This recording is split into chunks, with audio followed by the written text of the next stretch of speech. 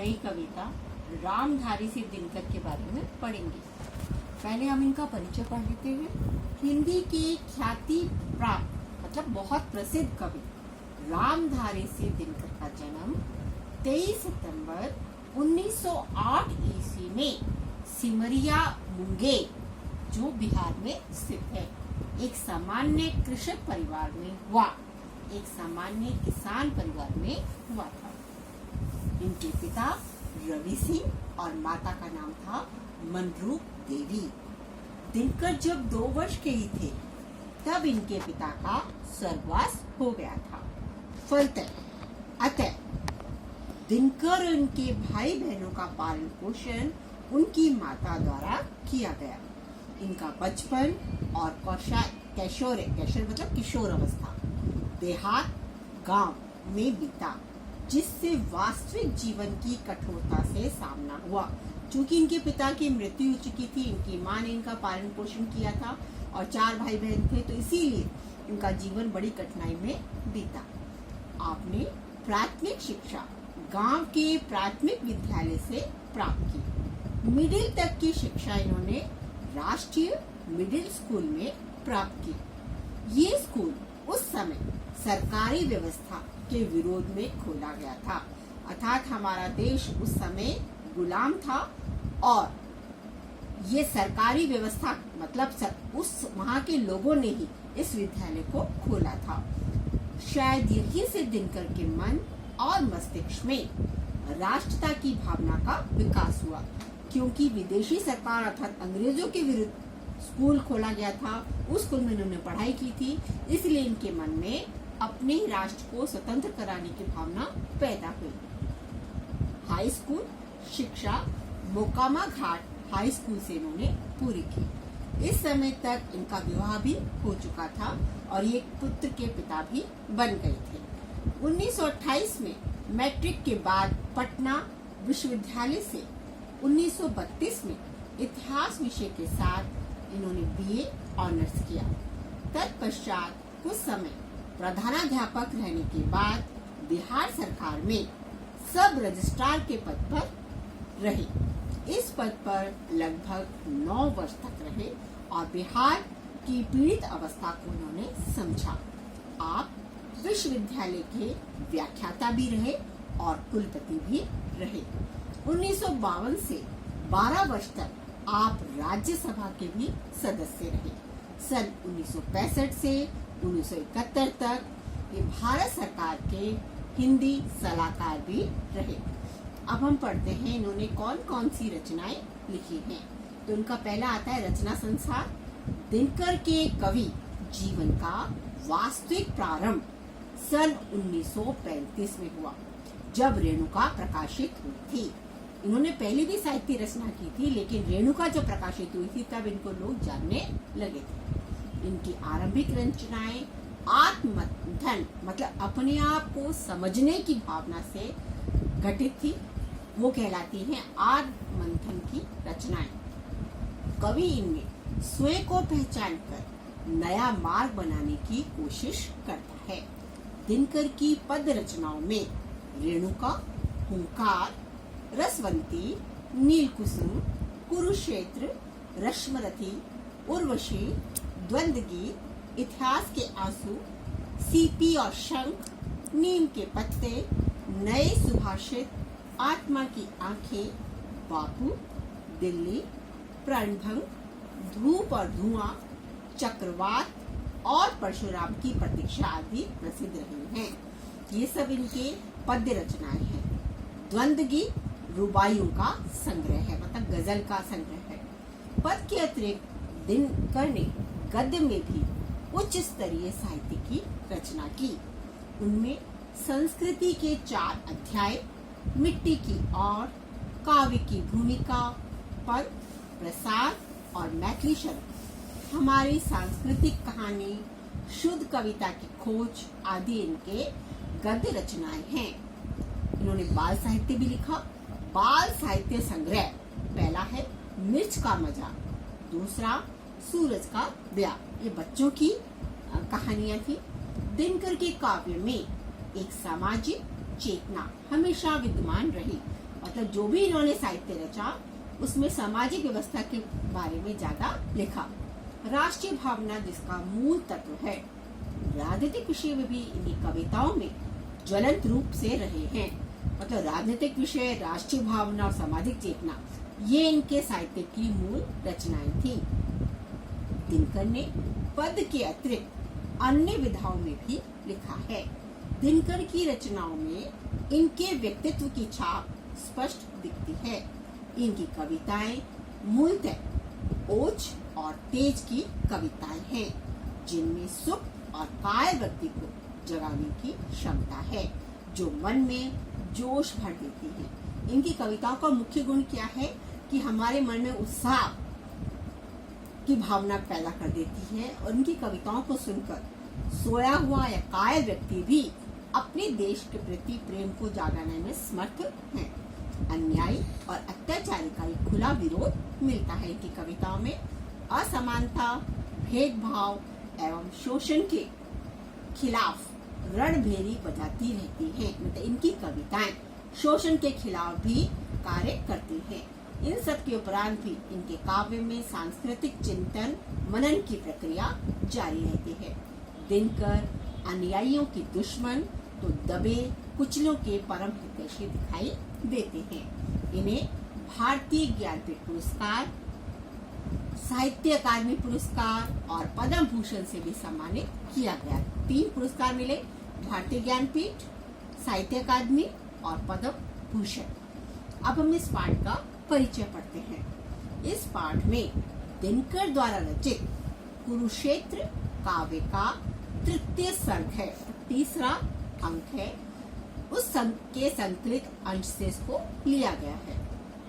कुरुक्षेत्र में कवि महाभारत महाकाव्य के पौराणिक पात्र के माध्यम से युद्ध और शांति के संबंध में प्रश्न उठाता है। यहाँ प्रस्तुत तृतीय सर्ग के संकलित अंश में भीष्म और युधिष्ठिर के मध्य संवाद चल रहा है। युधिष्ठिर स्वयं को दोषी मानकर युद्ध से विमुख हो रहे हैं। युधिष्ठिर युद्ध करना नहीं चाहते। भीष्म उनसे प्रश्नोत्तर के माध्यम से ये बता रहे हैं कि छल, कपट और धोखे से बनाई गई शांति शांति नहीं होती है, बल्कि ये तो युद्ध की दबी हुई चिंगारी है। साथ ही ये भी कहते हैं कि युद्ध का असली दोषी कौन होता है, वह जो कि अन्याय के विरुद्ध न्याय हेतु हथियार उठाता है, या फिर वह जो अन्याय और ताकत से कृत्रिम शांति थोपने का प्रयास करता है।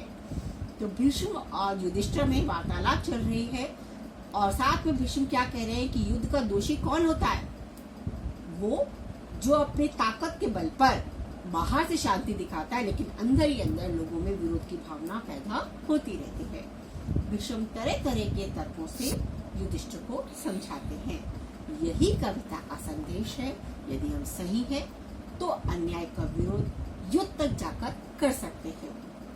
यद्यपि युद्ध निंदनीय है, निंदनीय मतलब निंदनीय है, परंतु अन्यायपूर्ण शांति से वो ठीक है।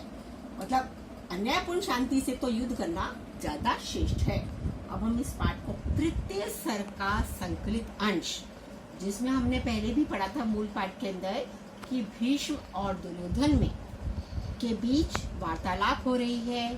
युधिष्ठिर युद्ध नहीं चाहते हैं, लेकिन भीष्म इसे समझा रहे हैं, वही इसमें संकलित है। समर निंद है धर्मराज पर, कहूँ शांति वे क्या है, जो अनीति पर स्थित होकर भी बनी हुई सरला है। इसमें भीष्म युधिष्ठिर को क्या कह रहे हैं, समर मतलब युद्ध, निंद मतलब निंदनीय। कह रहे मैं जानता हूँ कि युद्ध करना निंदा है, युद्ध करना अच्छा नहीं है। धर्मराज अर्थात युधिष्ठिर पर कहो शांति वे क्या है, तुम शांति के बारे में से क्या तात्पर्य करते हो। जो अनीति पर स्थित होकर भी बनी हुई सरला है, वे शांति जो कि हमें पता है कि गलत है और फिर भी वो सही कहलाई जाती है। सुख समृद्धि का विपुल कोश संचित कर कल बल छल से, किसी शुद्धित का ग्रास छीन, धन लूट किसी निर्भर से। वो कह रहे हैं जो अन्यायी पुरुष है, जो अन्यायी व्यक्ति है, वो क्या कर रहा है, अपनी सुख और समृद्धि के लिए, जिसके पास अतुल भंडार है, लेकिन उसने वो भंडार कैसे प्रकट किया है, कैसे लिया है? संचित कर कल से मतलब अपनी कलाओं से, बल से, छल से दूसरों के धोखा देकर लिया है। किसी शुद्धित का ग्रास छीनकर, किसी भूखे का ग्रास छीनकर, अर्थात किसी निर्बल व्यक्ति से और अधिक धन छीनना, उसे कहते हैं किसी शुद्धित का ग्रास छीन। किसी भूखे व्यक्ति का रोटी का टुकड़ा भी छीन लेना। धन लूट किसी निर्बल से या किसी निर्बल से, निर्धन से आपने धन लूट कर अपनी सुख समृद्धि हेतु अत्यंत धन एकत्रित कर लिया है। सब समेट प्रहरी बिठाकर कहती कुछ मत बोलो। वो कह रहे हैं ऐसे लोग सब कुछ समेट कर, किसी भूखे से हमने ग्रास छीन लिया अपने कलाओं के द्वारा, बल के द्वारा, लूट के द्वारा, और फिर हम क्या कह रहे हैं कि हमने साथ में पहरेदार बिठा दिए हैं। सब कुछ समेट कर कहती कुछ मत बोलो, और फिर हम कह रहे हैं कि तुम कुछ मत बोलो, हमने जो कुछ किया है वो बिल्कुल सही किया है। शांति सुधा बह रही, ना इसमें गरल क्रांति का घोलो। शांति रूपी सुधा के ऊपर से हमें शांति की नदी को बहने दो, इसमें विरोध मत करो, जैसा हम कर रहे हैं वैसा होने दो। गरल क्रांति का मत घोलो, इसमें तुम विष रूपी क्रांति को मत डालो, अर्थात तुम कुछ मत कहो, जैसा कार्य हो रहा है वैसा होने दो। इसमें अपनी क्रांति या विरोध उत्पन्न मत करो। हिलो ढुलो मत, हृदय रख अपना मुझको पीने दो। वो कह रहे हैं जैसे जौ क्या करती है, रक्त चूसती रहती है, वैसे ही अहंकारी पुरुष या कपटी पुरुष क्या करता है, कहता है तुम कुछ मत हिलो डुलो, अर्थात कुछ मत करो, हृदय रख अपना मुझको पीने दो, मैं जैसा कार्य कर रहा हूँ उसको करने दो, मुझे तुम अपना रक्त पीने दो। अचल रहे साम्राज्य शांति का, तुम्हें जो ये शांति का साम्राज्य है उसको स्थिर रहने दो, इसमें विरोध उत्पन्न मत करो। जियो और जीने दो। पहले तो लोगों को परेशान करके समेट लिया सब कुछ, और अब क्या कह रहे हैं, तुम खुद भी जियो और हमें भी जीने दो। सच है सत्ता सिमट सिमट जिनके हाथों में आई, शांति भक्त व साधु पुरुष क्यों चाहे कभी लड़ाई।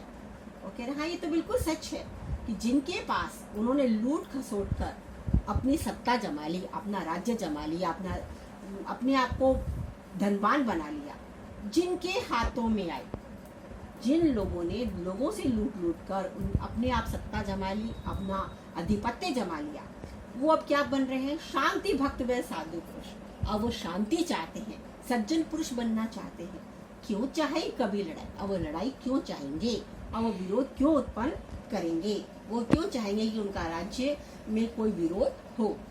सुख का सम्यक रूप विभाजन जहाँ नीति से न्याय से हो, संभव नहीं अशांति दबे हो जहाँ खड़क के भय से।